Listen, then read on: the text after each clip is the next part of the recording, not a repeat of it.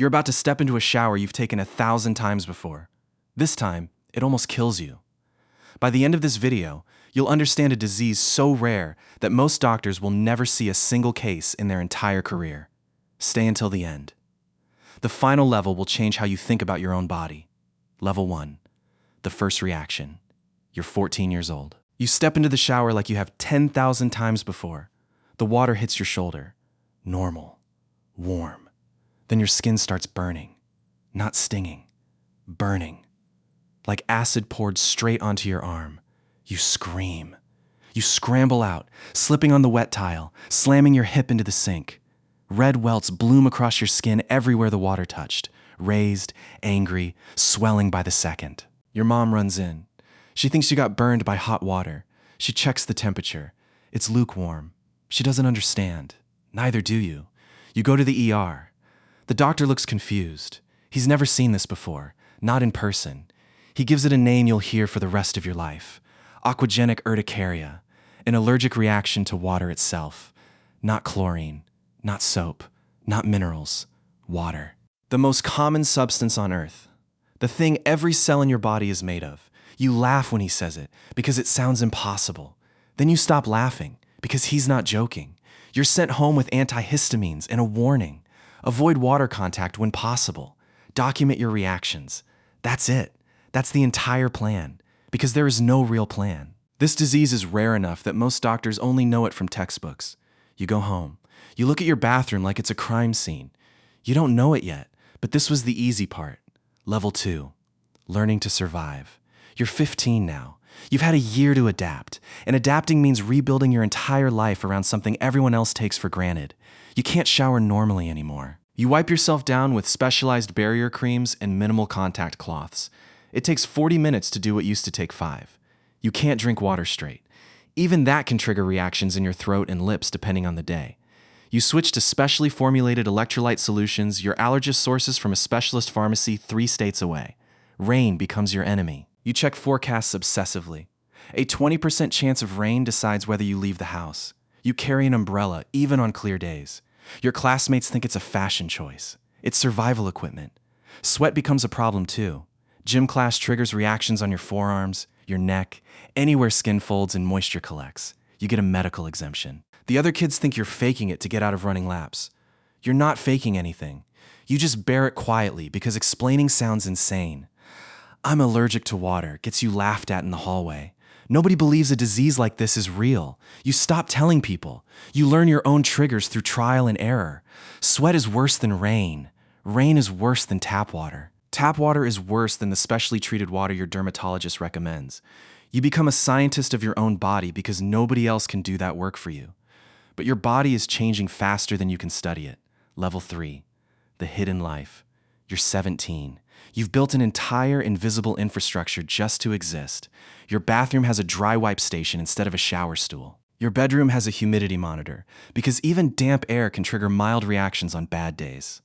You take antihistamines every morning like brushing your teeth. Some days, they barely work. Some days, your skin still erupts in hives from touching a wet doorknob.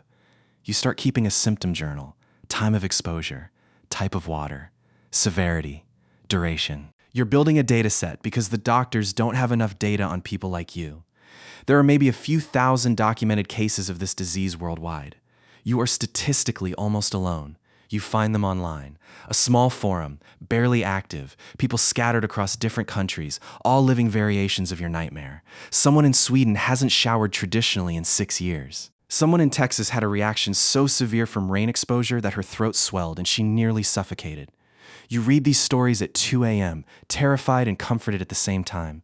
You start dating. It's complicated in ways your friends can't imagine. You can't go swimming. You can't get caught in the rain holding hands. Kissing someone after they've had a sip of water can leave your lips swollen for hours. Your first boyfriend doesn't understand. He thinks you're exaggerating. You break up. You're tired of explaining a disease that sounds fake, even when it's destroying your life in real time. And the worst part is, you're about to find out it can get much worse. Level 4. The diagnosis deepens. You're 19. A specialist finally identifies the subtype. Severe and progressive. Your body's threshold keeps dropping, year after year. 5 years ago, only direct water contact triggered reactions. Now humidity alone can do it on bad days. The specialist explains the leading theory. Something in your blood plasma reacts with water on your skin, releasing histamine. Nobody fully understands why. There's no approved cure. You're prescribed omalizumab, an experimental biologic injection, $2,800 per dose. Insurance fights you on every claim because their system barely recognizes the diagnosis code. The injections help. Your reaction threshold rises slightly. You can tolerate brief water contact again, seconds at a time, with heavy pretreatment. It feels like a miracle and a trap simultaneously. A miracle because seconds of contact feels like freedom. A trap because you know it's temporary.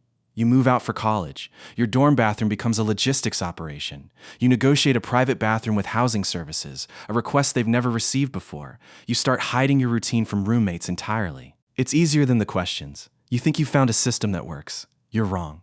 Quick pause. Before level 5. If a story like this is hitting you right now, hit subscribe before you keep watching. Channels like this one only survive because people stick around, and the next levels are where everything starts to unravel. Drop a comment telling me which level shocked you the most so far. Now back to the story. Level 5. Control and power. You're 23. Here's the thing, nobody warns you about chronic rare disease. Eventually, if you survive it long enough, you become the expert. You know more about aquagenic urticaria than most general practitioners on Earth. You've tracked your own data for 9 years. Doctors consult you now. You start a blog, then a YouTube channel, documenting your daily reality. It grows. Slowly at first, then fast. You partner with a rare disease foundation. You speak at a medical conference, not as a patient being studied, but as an expert being consulted. You have power now that you never expected. But the disease doesn't care about your platform. A bad reaction during a live presentation sends you to urgent care mid-talk. Your face swells on camera in front of 200 people. The clip goes viral for the wrong reasons. You learn that visibility cuts both ways. The same exposure that builds your platform also turns your worst moments into content for strangers. And somewhere in that swelling crowd, your body is already preparing its next betrayal. Level 6. The breaking point. You're 27. A new resistance develops. The treatment that kept you functional for years starts losing effectiveness. Your allergist tries combination therapy. The cost climbs past $5,000 monthly. Your insurance denies it, calling it experimental. You appeal. You lose. You appeal again with a lawyer, paid partially by donations from your following. 6 weeks without adequate treatment. Your reactions intensify beyond anything you've experienced. A light rain shower during an outdoor event sends you into anaphylaxis. Your throat closes. A stranger calls 911. You wake up in a hospital bed with an epinephrine IV in your arm and a doctor telling you that you almost died. From rain. This is the moment the disease stops being an inconvenience and becomes a countdown. You start wondering, quietly, privately, how many more close calls you have left in you. You stop going outside during any chance of precipitation, even 10%. Your world shrinks to climate-controlled, moisture-controlled spaces. Friends invite you to the beach, to pool parties, to hiking trips near waterfalls. You decline every time. Eventually, they stop inviting you. Isolation creeps in, disguised as caution, and you're starting to wonder if this is just how the rest of your life looks now. Level 7. Finding the new normal. You're 30. The insurance appeal finally succeeds. The combination therapy gets approved. Your reaction threshold stabilizes, not where it was at 19, but livable. You make a decision that terrifies you. You're done hiding indoors, waiting for the disease to take more from you than it already has. You work with your medical team to build a controlled re-exposure protocol. Tiny, measured doses of water contact under medical supervision, slowly training your immune system to tolerate more. It's slow. It's scary. Some sessions end in reactions that send you home with welts and exhaustion. But over 8 months, your tolerance creeps upward. Seconds become a minute. A minute becomes 3. You take your first real shower in over a decade. Heavily premedicated, with someone outside the door in case something goes wrong. You cry standing under that water. Not from pain this time. From relief so overwhelming it feels like grief for the years you lost. It's not a cure. Tomorrow could undo all of it. But for 3 minutes, you gotta feel normal. That feeling changes something in you permanently. Level 8. The cycle continues. You're 34 now. 20 years since that first shower that nearly destroyed you.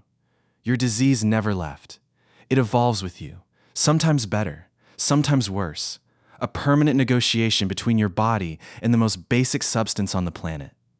You've built a life around the negotiation. A career advocating for rare disease research funding. A community of thousands who finally don't feel alone because you spoke first. A relationship with someone who learned, the hard way, how to love you without flinching at your reality. You still check weather forecasts every morning. You still carry barrier cream in your bag everywhere you go. You still feel a flicker of fear every time clouds gather. That fear never fully leaves. You've simply learned to function inside it instead of being paralyzed by it. And somewhere right now, a kid is standing in a shower for the last normal time in their life, about to feel a burn they won't understand. They'll spend years thinking they're broken. They'll spend years explaining a disease nobody believes is real. But if they survive long enough to become the expert in their own survival, they'll discover something you discovered. The body that betrays you can still be the body that carries you forward. The cycle continues. If this story kept you watching until the end, that's exactly why these videos exist. Subscribe for more, and let me know in the comments which level you'd survive.